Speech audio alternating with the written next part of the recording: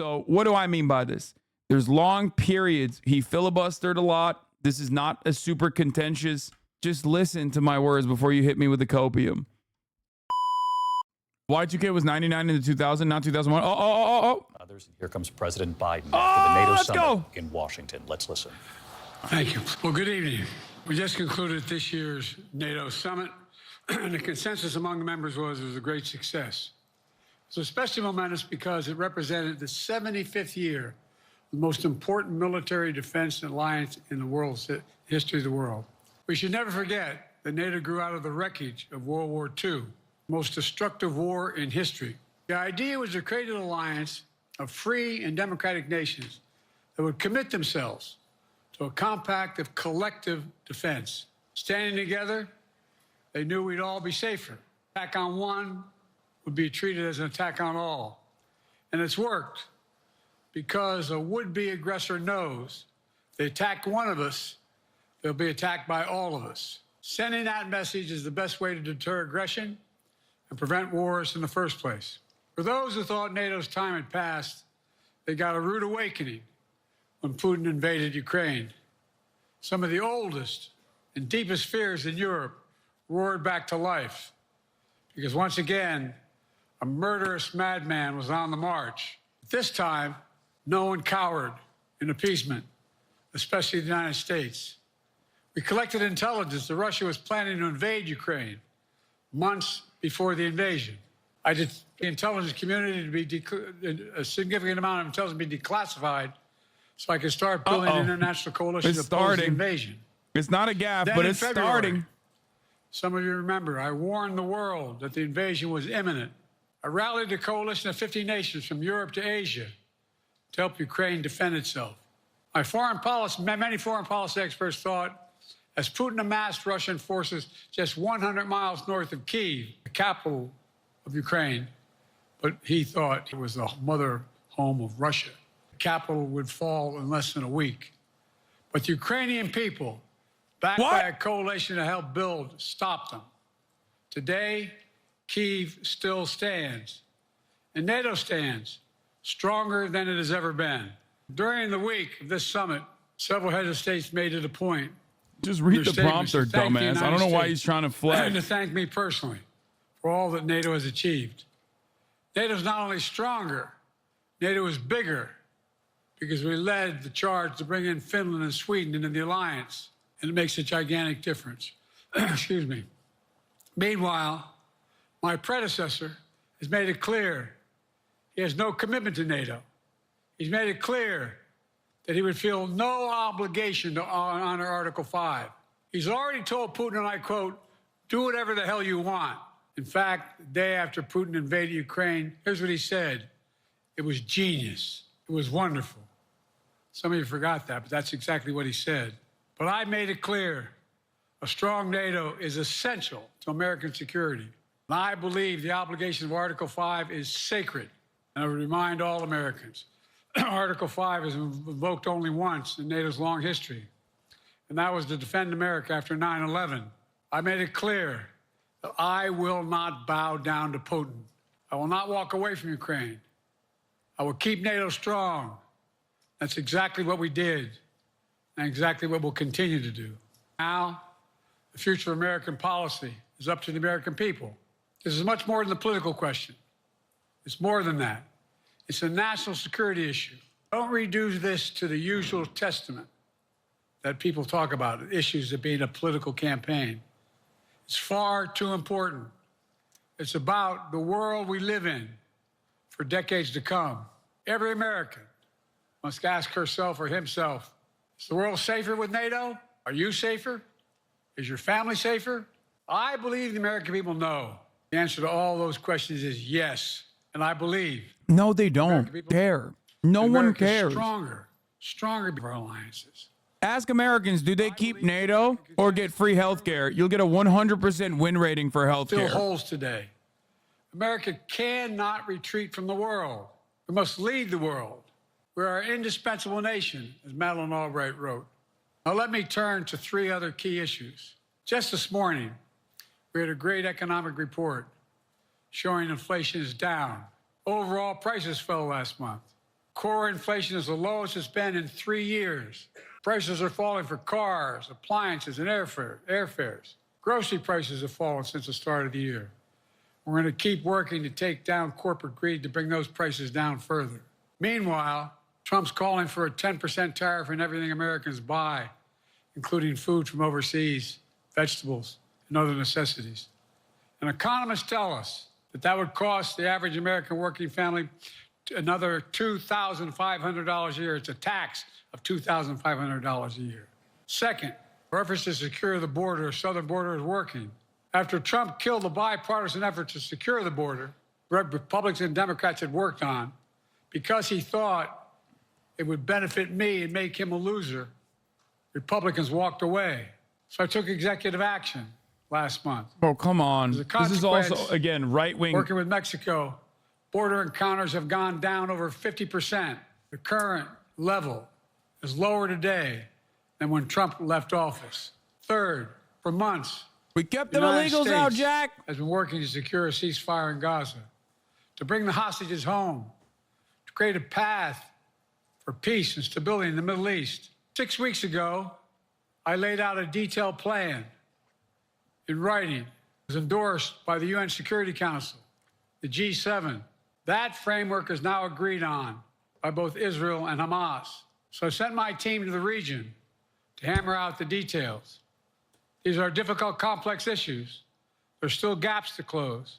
We're making progress. The trend is positive.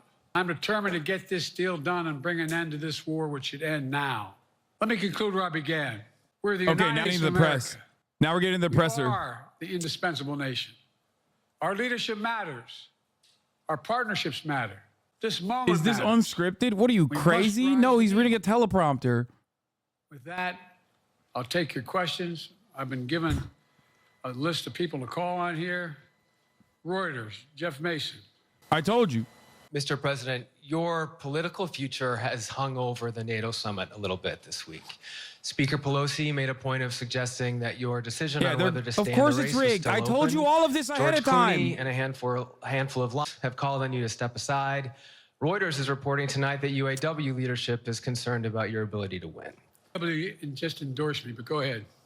Thank you. My question for you is, how are you incorporating these developments into your decision to stay? And separately, what concerns do you have about Vice President Harris's ability to beat Donald Trump if she were at the top of the ticket? Look, I wouldn't have picked Vice President Trump to be vice president, but I think she's not qualified to be president. Let's start there. Number one, to run for president, I beat him once, and I will beat him again. Secondly, the idea, I served in the Senate a long time. The idea that senators and congressmen running for office worry about the ticket is not unusual.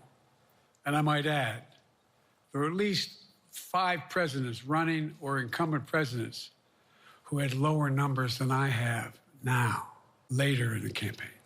So there's a long way to go in this campaign. And so I'm just going to keep moving. And because, look, I got more work to do. We got more work to finish. There's so much, we've made so much progress. Think about it. Think about where we are economically relative to the rest of the world. Name me a world leader who wouldn't want to trade places with our economy. We've created over 800,000 manufacturing jobs, 1.5 million. So things are moving. We got more to go. He skipped Working class again. people still need help. Corporate greed is still at large. Their prices, the corporate profits have doubled since the pandemic. They're coming down. And so I'm optimistic about where things are going. Danny Kemp, AFP. Thanks. Thank you, Mr. President. I wanted to ask you about your, you mixed up so bad. Presidents Zelensky and Putin earlier today. And you now have sort of your key allies, including the British Prime Minister, the President of France, the German Chancellor having to step in and make excuses for you on that. Officials here are saying off the record that the decline has become noticeable. Hasn't this now, frankly, become damaging for America's standing in the world? Thank you. Did you see any damage to our standing by leading this conference? Have you seen a more successful conference? What do you think? And the Putin piece, I was talking about Putin, and I said, and now, at the very end, I said, here, I mean, Putin. I said, no, I'm sorry, Zelensky. And then I added 5 other names. Look, guys, the idea anybody suggests that we haven't had an incredibly successful conference. How many times did you hear in that conference? I don't know, it sounds too self-serving, but other leaders, heads of state, in thanking me, saying the reason we're together is because of Biden, because Biden did the following. Oh my God. Look, folks, this is, well, anyway, I thought it was the most successful conference I've attended in a long time. Stop! And find me a world leader who didn't think it was. Next one. Sorry, Nancy Cordes, CBS. Thank you, Mr. President. You mentioned It's other worse than I thought. instances in history I'll where admit presidents have faced a challenge. I didn't think But it was going to be this What makes bad. this moment in history so unique is that it is I not thought your he was going to do enemies who are above. calling on you I thought he was going to do like just reconsider your average. decision to stay He's in the worse. race. It's your friends, supporters, people who think you've done a great job over the past 4 years. Have you spent time thinking about what it would mean for your We legacy, just got started. which you've worked decades to build, if you stay in the race, despite the concerns that voters say they have, and you lose to someone who you yourself have argued is unfit to return to the Oval Office? Well, look, I'm not in this for my legacy. I'm in this to complete the job I started. As you recall, understandably, many of you and many economists thought my initial initiatives that I put forward can't do that. It's going to cause inflation. Things are going to skyrocket. The debt's going to go up. What are you hearing now from mainstream economists? 16 economic Nobel laureates said I've done a hell of a job. And under my plans so far and what's going to happen in the future if I'm reelected, our economy is growing. I was determined when I got elected to stop the trickle-down economic theory, that if the wealthy did very well, everybody else would do well. My dad was a well-read, decent guy. I don't remember much trickling down on his kitchen table. Middle-class people and working-class people need help. And so what happened is I decided to implement as president what I believed when I was a senator. And that is that the way to build this economy is from the middle out and the bottom up. That way, Bro, he's we grow the resorting back economy. to talking points. The Like he wealthy still doesn't do know how to very answer well. questions, so he's just They do like fine. riffing. He just guess they what? gave him talking points that he's like memorized that he's just saying. We haven't done well. What have we not done that isn't working right now? And so we got more to do, though. We got to finish the job. By the way, I come from the corporate state of the world. Delaware has more corporations registered in Delaware than every other state in the nation combined.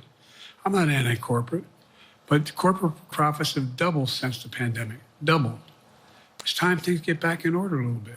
The question is It's asked time, too, though. For example, if I'm reelected, we're going to make sure that rents are kept at 5% increase. Corporate rents for apartments and the like and homes are limited to 5%.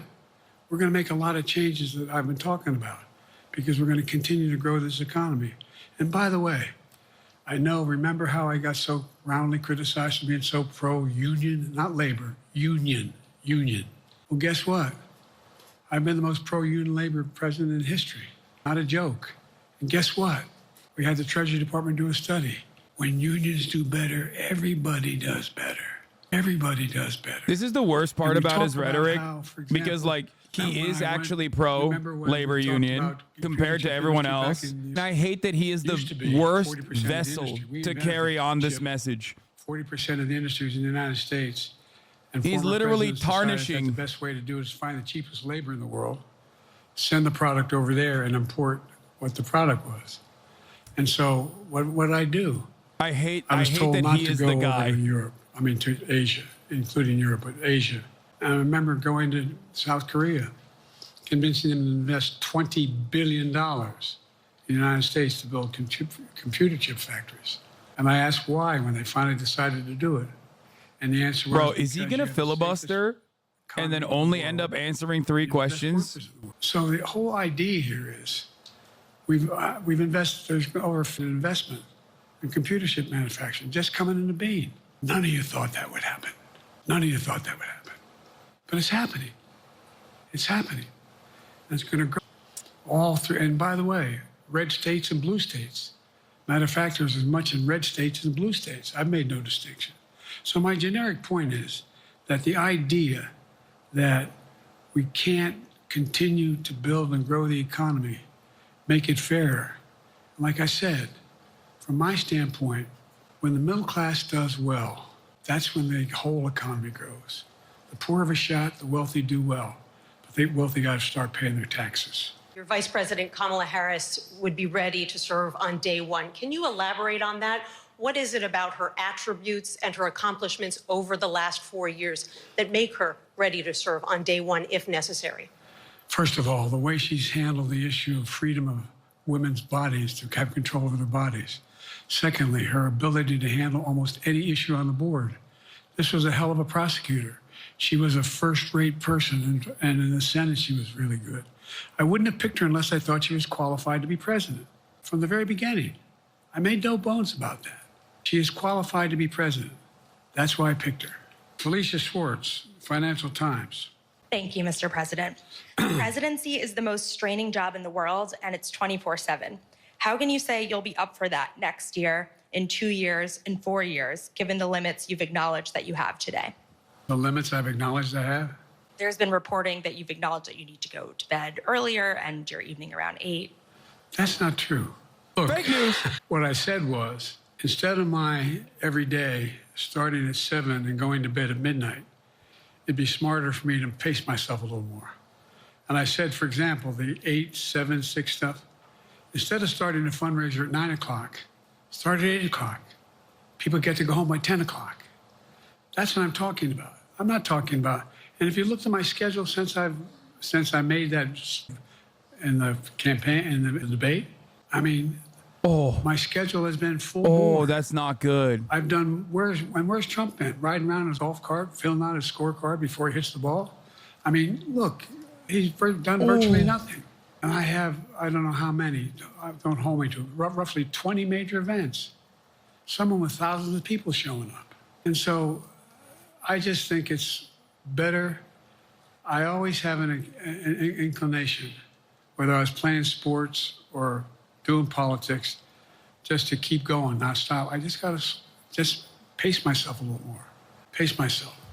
And the next debate, I'm not going to be traveling into 15 time zones a week before. Anyway, that's what it was about.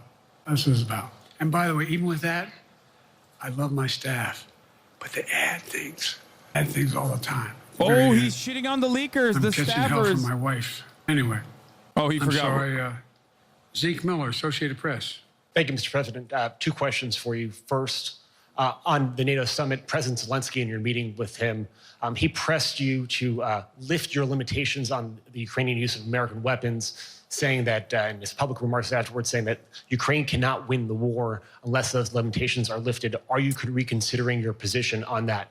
And then secondly, following up on Felicia's question there, leaders of your own party have said that they're not worried about that debate. They're worried about the next bad night and the bad night after that.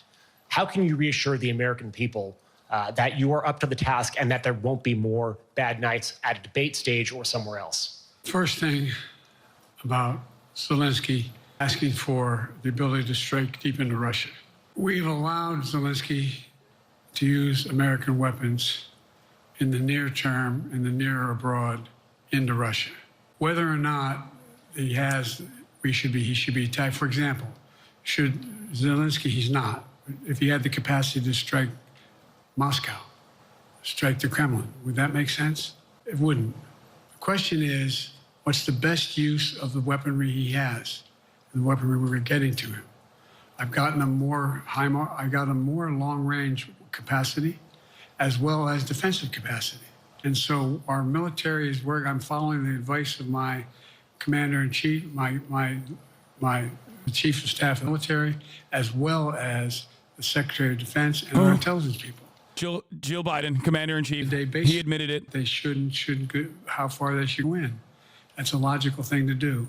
Second question related to Bad nights, sir. How can you reassure the American people that you won't have more bad nights, whether they be on a debate stage or it's a matter of Watch foreign me. policy? He's going to say, watch me. Well, I tell you what, best way to assure them is the way I assure myself. And that is, am I getting the job done? Can you name me somebody who's gotten more major piece of legislation passed in 3.5 years? I created 2,000 jobs just last week. So if I slow down, I can't get the job done. That's a sign that I shouldn't be doing it. But there's no indication of that yet. None. Who I got here? Merrick, Pelosi Radio. Thank you, Mr. President. How are you? I'm well. That was the question. Elections in the US Next have question. consequences around the world. You have pretty high standing in Europe. I just asked President Macron Notice how there every fucking question is glaze-sesh. to have him as the President of the United States. But there is a concern. Every question starts with a glaze-sesh. Many people in Poland and across Europe are worried that the former president may win the election. And there's a lot It of concern starts out with a glaze that, sesh, and then they ask a question. Donald Trump Pre-prepared. may weaken NATO, stop supporting Ukraine, or push Ukraine to give up territories to Russia. They're correct. And yourself was warning just 2 minutes ago about it. So my question is, do you think that Europe will be left on its own if Donald Trump wins the election? And what's your advice to European leaders to prepare for possible US disengagement? Well, look, I think, how can I say this without sounding too self-serving? I'm not having any of my European allies come up to me and say, Joe, don't run. What I hear them say is, you've got to win. Can't let this guy come forward. It'd be a disaster. It'd be a disaster. I mean, I think he said in one of his rallies, don't hold me to this, recently, where NATO, I just learned about NATO or something to that effect. Foreign policy has never been his strong point. And he seems Came for the copium, thought for a single second he might drop out. Why would I be sad about that? That worries Europe. That worries Poland. And nobody, including the people of Poland, think that if he wins in Ukraine, he's going to stop in Ukraine, that that's going to be the end of it. And so what I can say is, I think I'm the best qualified person to do the job, to make sure that Ukraine does not fall, that Ukraine succeeds, that the European alliance stays strong. You may recall, no one was talking about Finland joining NATO. I remember talking to Putin. Yeah, because when Putin right hadn't after he got invaded elected Ukraine in yet. Geneva. And also failed. And he was talking about what we should do. What? We couldn't be in Eastern Europe, et cetera. And I said, you're looking for the Finlandization of Ukraine. You're going to get the NATOization of Finland. And about 4 weeks later, I got a call. That's not true. Probably 5 months later, from the president of Finland, could he come and see me in my office? I invited him to the Oval Office. Down and talked. He said he wanted to join NATO. Could I help? And I did. It wasn't automatic. And then I got a call from the Swedes. I beg your pardon? And so Wait, Finland what the fuck? joined NATO. 800-mile border is a significant, and they were already allies, but they weren't part of NATO. And you heard, I think you heard, maybe, I can't recall whether he said a public in our... No, they took the in our mic closed away meeting, but he from wouldn't the mind if he reporter. repeated. He said, we decided in Finland, the people of Finland decided they had to be part of NATO. It was in our interest because of the joint ability to be together, to dissuade any attack on Finland. And the same thing with Sweden. It took a lot of selling to folks, particularly in Turkey and other places, to agree to the expansion. But it expanded, and we're a hell of a lot stronger because of it. We're more secure because of it. And by the way, I was able to get 50 other nations, 50, to support Ukraine. 50. We were able to bring about a coalition of Europe and Asia. No, they took away the Japan mic and of South someone Korea. else's, like someone in the I just audience. we talked Someone about asked him an AUKUS. additional We question. talked I'm about mad that we can't relationship hear it. between Australia, New Zealand, Japan, South Korea, the United States, making the world safer and stronger, because we have to deal with the new arrangement that exists in the world. The Cold War is over. The post-war era is over. What is going to replace it? And I respectfully suggest I have a pretty good idea what that should be.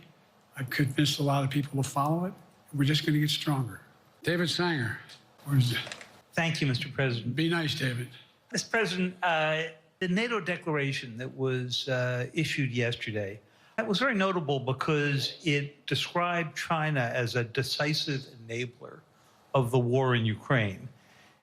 for its provision of critical Oh, goods here to we the go. Russians. That's part of a broader partnership that seems to have cemented in place in the past 2 or 3 years. I think one that you were a little bit doubtful of when we asked you about it some time ago. So I'd be interested to know whether you have a strategy now of trying to interrupt the partnership between China and Russia, and whether or not in a second term you would pursue that, if you could describe that strategy to us. And along the way, could you also tell us whether you think, just to follow up on Felicia's question, that if you were in a room with Vladimir Putin again, the way you were 3 years ago, or with President Xi, that a few years from now you will be able to go negotiate with them, handle them one-on-one? Well, the first part of the question is, we discussed and I raised in the NATO summit, and others raised, the future of China's involvement, what they're going to do, what they're doing with Russia in terms of accommodating, facilitating them. They're getting access to additional, they're not supplying weapons themselves, they're supplying mechanisms for them to get weapons.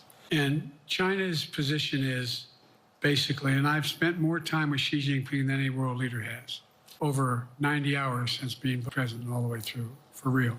And by the way, I handed all my notes. But my point is that Xi, For real, on God. believes Yo, he's locking the that Zoomer vote. China No cap. is a large enough market that they can entice any country, including European countries, to invest there in return for commitments from Europe to do A, B, C, or D, or not to do certain things. What's happened is we had a long discussion about what we have to make clear. China has to understand that if they are supplying Russia with information and capacity, along with working with North Korea and others to help Russia in armament, that they're not going to benefit economically as a consequence of that by getting the kind of investment they're looking for. And so, for example, we're in a situation where, and we've reestablished direct contact with China after that, remember the balloon, quote unquote, going down, all of a sudden things came to an end? Well, we set up a new mechanism. There's a direct line between Xi and me, and our military has direct access to one another, and they contact one another when we have problems. The issue is that we have to make sure that Xi understands there's a price to pay for undercutting both the Pacific Basin as well as Europe, and as it relates to Russia and dealing with Ukraine. And so for example, if you want to invest in China, as you know this area really well, want to invest in China, you have to have a 51% Chinese owner. You have to make sure that you do by their rules. And you don't have the authority, and you have That was to communication for you on the balloon thing? You said it was the case and he just proved it? Yeah. There was a while there, as you recall, the last administration and other administrations, where the access to that market was enticing enough to get companies to come in because they had access to over 1 billion people in the market, not 1 billion, but a lot of people in the market. And so they were doing it. But that got curtailed when we started saying we're going to play by the same rules. He's being a big boy. For example, on parts that it doesn't matter, and he already fucked up in the beginning, so everyone is going to hyper-focus on Vice President Trump. Products by the government funding. So guess what? They're not able to export their electric vehicles to the United States without a significant tariff. Others are doing the same thing around the world. But it is a concern. It is a concern that you have Great job, both Joe. China, North Korea, Russia, Iran, countries that are not necessarily coordinated in the past, looking to figure out how they can have impact. Yeah, he did that too, by the way. Yes, I do, but I'm not prepared to talk about the detail of it in public. And I think you'll see that some of our European friends are going to be curtailing their investment in Russia. In China, as long as China continues to have this indirect success to Russia into being able to help their economy as well as help them in as a consequence of that their ability to in Ukraine. The other thing we talked a lot about is that, I didn't hear any. I can't swear that everyone agreed because not everyone got to talk about it, but we need a new industrial policy in the West. For example, we talked about how both the EU as well as NATO has to be able to begin to build their own munition capacity, has to be able to generate their own capacity to provide for weapons, and the ability to came as a surprise to some of us how we had fallen behind in the West in terms of the ability to construct new material, new weaponry, Stop hedging against Biden doing well. He's old as fuck. I mean, he's not. It's not like the most disastrous conference. Weapon systems. And so one of the things that this was, we're going to be meeting again with a number of my colleagues, my European colleagues, is what do we do to increase the capacity of broadly in Europe and Japan? It's not good, but to be able nobody to was generate expecting it to be kind good. of ability to produce their own weapon systems, not just for themselves, but to be able to generate that. It's the same. New York Times already running. That's what Russia's trying to figure out. That they went to China and they didn't get the weapons, but then they went to North Korea. But we're going to be in a position where the West is going to become the industrial base for it to be able to the ability to have all the defensive weapons that we need. That Do was the the reporters discussion. realize nobody cares about NATO news? Well, this is in the heels of a NATO 75-year anniversary. This is his Putin and Xi 2 or 3 years from now? I'm ready to deal with them now and 3 years from now. Look, like I said, I'm dealing with Xi right now and direct contact with him. I have no good reason to talk to Putin right now. There's not much that Really? He is prepared to do in terms of accommodating any change in He's his talking behavior. about Xi, chat. Shut up. And but He's there talking isn't about any world chairman, leader I'm not prepared to General deal with. Secretary, the GOAT. But I understand the generic point is Putin ready to talk? I'm not ready to talk to Putin unless Putin's ready to change his behavior. And the idea, look, Putin's got a problem. First of all, in this war that he is supposedly have won. And by the way, I think there's really good reason to talk to Putin, for the I record. think Russia had 17.3% of Ukraine that they conquered. Now it's 17.4. I mean, in terms of percentage of territory. They've not been very successful. They've caused horrible damage, loss of life.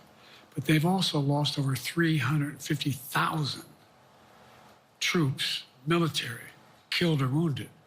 They have over 1 million people, particularly young people with technical capability, leaving Russia because they see no future there. They say China doesn't supply weapons. They do China doesn't supply weapons directly, They are very which is good true. at controlling. They do help, though. And running the public outcry that relates to how they use mechanisms to communicate. They give with people. technology. They lie like hell to the constituencies. They lie like hell about what's going on. And so the idea that we're going to be able to fundamentally change Russia in the near term, not likely. But one thing for certain, if we allow Russia to succeed in Ukraine, they're not stopping in Ukraine. I recommend, I know you know this because you've written about it, read Putin's speech after they moved in, what it was all about in Kyiv. It wasn't about just, anyway, read what his objective is. And anyway, but so I think that I'm prepared to talk to any leader who wants to talk, including if Comey wanted to talk. Last time I talked to Putin was trying to get him to work on an arms control agreement related to nuclear weapons in space. That didn't go very far. So my point is, I'm prepared to talk to anybody, but I don't see any inclination. There is an inclination on the part of the Chinese to keep in contact with me because they're not sure where this all goes. And look what's happened in Asia. We have strengthened the Asian Pacific area more than anybody else has. We just put together with, today I brought on, I asked my NATO allies that we bring on the group, the South Pacific, Australia, New Zealand, Japan, Australia, I already mentioned Australia. And I met twice now, I think, with the 14 leaders of the Pacific Island nations. And we've slowed down what's going on there. We've slowed down China's reach. But there's a lot of work to do. This is a moving target. And I hate everything he's saying right now. But right now, everyone is only hyper focusing on like from NPR, the way he's saying it. So that's like the major point of contention right now. But I will address all of the fucking ridiculous nonsense that he's chirping about in terms of foreign policy. You spoke about the ceasefire plan between Israel and Hamas. We're now looking at 10 months of war. And I'm curious if there's anything that you feel personally you wish you would have done differently over the course of the war. And then secondly, if I may, I wanted to ask you about your presidential campaign. I remember covering your campaign in 2020. There was a moment where you referred to yourself as a, quote, bridge candidacy, a transition to a younger generation of leaders. I want to understand what changed. Two things. Let's go back to when you talked about would I have changed anything that's happening with Israel and the Palestinians and the Palestinian movement. The answer is, as you recall, from the very beginning, I went to Israel, but I also got immediate contact with al-Sisi in Egypt. I met with the president of King Mexico, of Jordan. I met with most of the Arab leaders to try to get a consensus going. Had to be done to deal with getting more aid and food and medicine into the Gaza Strip. And we pushed it really hard. And Israel occasionally was less than cooperative. The Israeli war cabinet, you think? I've been dealing with Israel since Golda Meir. Some of the reporters around here come here all the time and heard me say this. The first time I met with Golda Meir, I sat across from her at her desk, and her assistant was Rabin sitting next to me. That's how far back I go. I know Israel well, and I support Israel. He was alive when Israel wasn't. This war cabinet is one of the most conservative war cabinets in the history of Israel. And there's no ultimate answer other than a two-state solution here. And so what was able to be done in terms of the plan I put together was it would be a process for a two-state solution. And we get the Arab nations to, particularly from Egypt all the way to Saudi Arabia, to be in a position where they would cooperate in the transition so that they could keep the peace in Gaza without Israeli forces staying in Gaza. The question has been from the beginning, what's the day after in Gaza? The day after in Gaza has to be, the end of the day after has to be no occupation by Israel on the Gaza Strip, as well as the ability for us to get in and out as rapidly as you can, all that's needed there. I've been disappointed that some of the things that I put forward have not succeeded as well, like the port we attached from Cyprus. I was hopeful that would be more successful. That was a massive failure. That's why when I harder went than the to top Israel of the hour ad break is. immediately after the massacres that occurred. Get those Twitch Primes ready, folks. That 3-minute ad break coming now. To the Israelis, and I met with the war cabinet and with Bibi. Don't make the same mistake. I wanted to wait until this was over. After bin Laden. There's no need to occupy anywhere. Go after the people who did the job. You may recall, I still get criticized for it, but I was totally opposed to the occupation. You need to subscribe if you don't want to see the ads. Afghanistan. Once we got bin Laden, we should have moved on, because it was not no one's ever going to unite that country. I've been over every inch of that, not every inch, the entirety from the fields all the way to the north. I said, don't make the same mistake we made. Don't think that's what you should be doing, is doubling down. We'll help you find the bad guys, Sinwar and company. And all this criticism about I wouldn't provide when the weapons they needed. I'm not providing them bombs. They cannot be used in Gaza or any populated area without causing great human tragedy and damage. It was only one shipment. Remember what happened when you had the attack on Israel with rockets and ballistic missiles.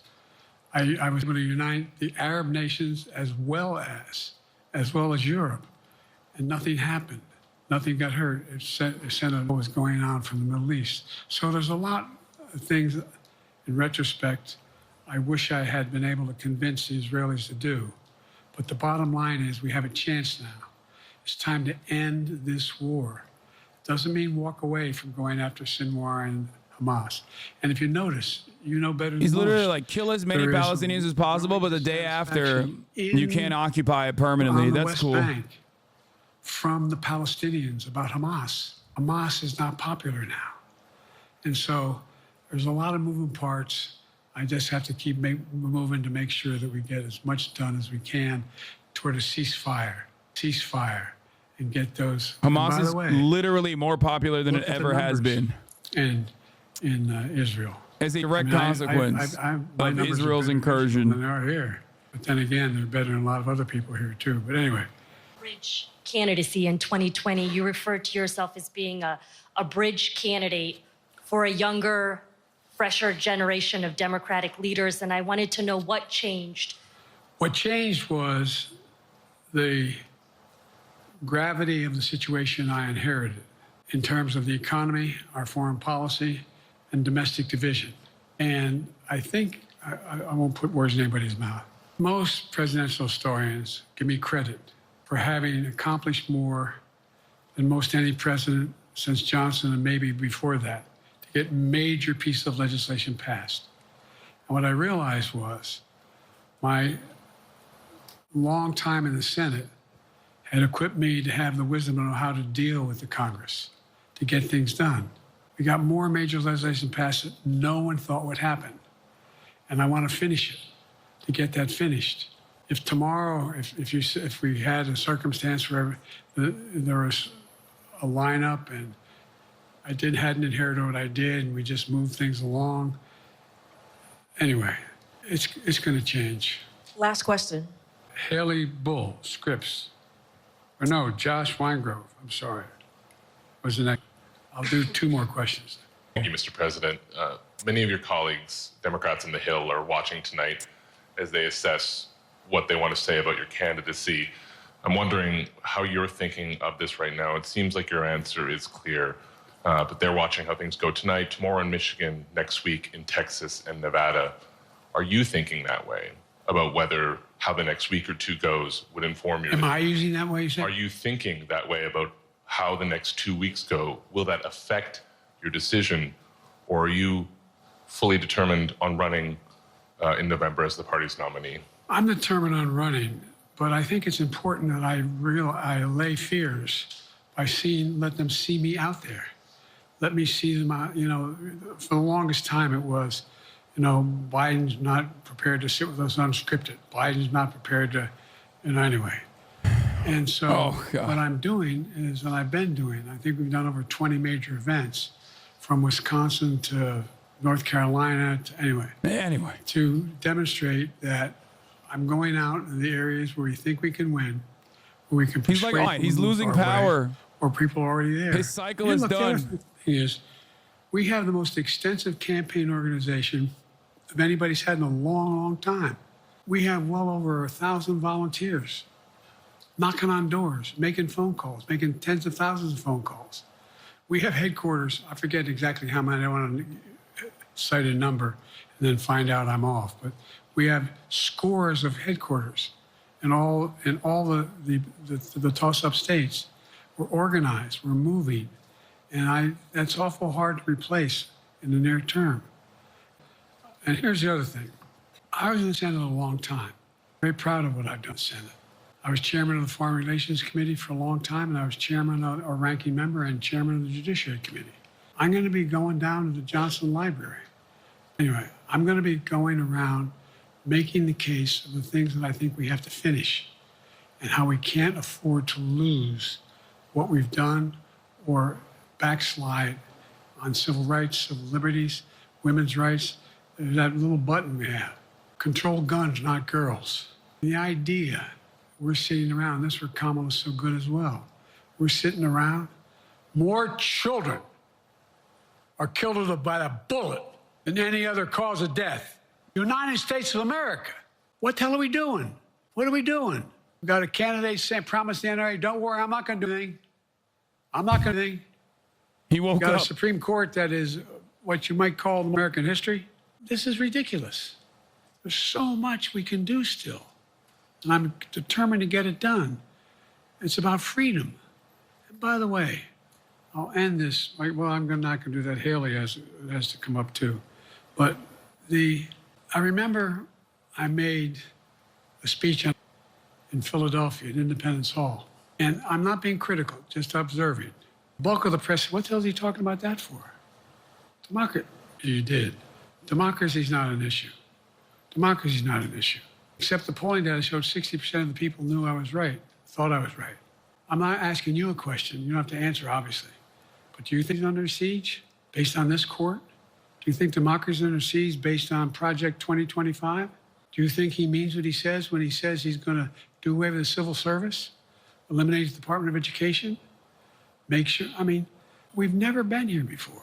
And that's the other reason why you say, hand off to another generation. No, that's why you have to hand off, dumbass. That's the whole point. I've got to finish this job. That's literally the reason. By the way, you've had some discussions over the past few days with your press secretary about the question of health exams. And you said you take a cognitive test every day in this job. Are you open to taking another physical or test before the election? Governor Whitmer of Michigan, for instance, said it wouldn't hurt to take a test. Well, look, two things. One, I've taken 3 significant and intense neurological exams by a neurologist. In each case, as recently as February. And they say I'm in good shape, okay? Although I do have a little problem with my left foot because it's not as sensitive because I broke my foot and didn't wear the boot. But I'm good. I'm tested every single day about my neurological capacity to do decisions I make every day. All of you talk to my staff. Sometimes my staff talks a lot. But the fact of the matter is, I don't think you have them telling you that all the major ideas we've undertaken haven't been in part initiated by me. I remember when the staff and I said, I'm going to go to South Korea. We're going to get the chip. What are you doing? I'm going to get Japan and Korea back together again after essentially having hostilities toward one another since the end of World War II. I'm going to move and see that we can expand it. You know, only thing age does is help you with it, creates a little bit of wisdom if you pay attention. And so the point I'm making is, I think it's important that if the neurologist tells me he thinks I need another exam, and by the way, I've laid every bit of the record out, hadn't hidden a thing. You ought to ask Trump for his. He's slowed down so much since the beginning. I laid it all out. Single day, I'm surrounded by good docs. One glaringly obvious difference is when he's answering questions versus when he was reading the teleprompter. I know that the media will point that difference out. No one's suggesting that to me now. And I'll ask you another question. No matter what I did, no one's going to be satisfied. Did you have 7 docs? Did you have 2? Who'd you have? Did you do this? How many times did you? So I am not opposed if my doctors tell me I should have another neurological exam. I'll do it. But that's where I am. Haley Bull, Scripps. Thank you, Mr. President. You said your decisions on a day-to-day basis when it comes to support for Ukraine. Does that mean you have not closed the door on further considering lifting restrictions for U.S.-made weapons inside Russia? And if I may, your convention is coming up where your delegates are pledged to make you the official nominee. If they have second thoughts, are they free to vote their conscience? Obviously, they're free to do whatever they want, but I get overwhelming support. Overwhelming support. I won, I forget how many votes I won in the primary. Overwhelming. And so tomorrow, if all of a sudden I show up at the convention, everybody says, we want somebody else, that's the democratic process. It's not going to happen. Oh, I hate that. They vote for someone else? Sure. Look, I'll end this with this. I served in the Senate a long time. I understand the impetus of candidates running for local office and whether they think the top if they can help them or not. In my state of Delaware, which was a very, at least a purple, it was a red state when I started, in terms of where you now talk red and blue. I don't recall most of the Democratic presidents winning my state when I was a candidate. Truth of the matter is, I understand the self-interest of every candidate. It's the narrative If that they think always that, cast me aside. You know, running with Biden at the top is going to hurt them. It's just too And they're going to run narcissistic. away. I get it. But so far, I got the Don Jr. tweet and I got the Ben Shapiro tweet too. In their states. Look at the in-depth, and by the way, I think you'd all acknowledge, and you're all experts. I'm not being solicitous about the president. You're experts on this stuff. How accurate does anybody think the polls are these days? I can give you a series of polls where you have likely voters, me versus Trump, where I win all the time. The unlikely voters who vote, he wins sometimes. So bottom line is all the polling data right now, which I think is premature because the campaign really hasn't even started. I mean, it hadn't started in earnest yet. Most of the time, it doesn't start till after September, after Labor Day. So a lot can happen. But I think I'm the best I believe I'm the best qualified to I don't want to skip it, but I have to pee. And I think I'm the best qualified to win. But there are other people who could beat Trump too. But it's awful start from scratch. And, you know, we talk about, you know, money raised. We're not doing bad. We got about $220 million in the bank. We're doing well. So with that, you have any want to follow up on any of that you just asked me? Yes. You earlier explained confidence in your vice president. Yes. If your team came back and showed you data that she would fare better against former President Donald Trump, would you reconsider your decision to stay in the race? No, unless they came back and said, there's no way you can win. Me. No one's saying that. No poll says that. Okay. Thanks. This ends tonight. Thanks, everybody.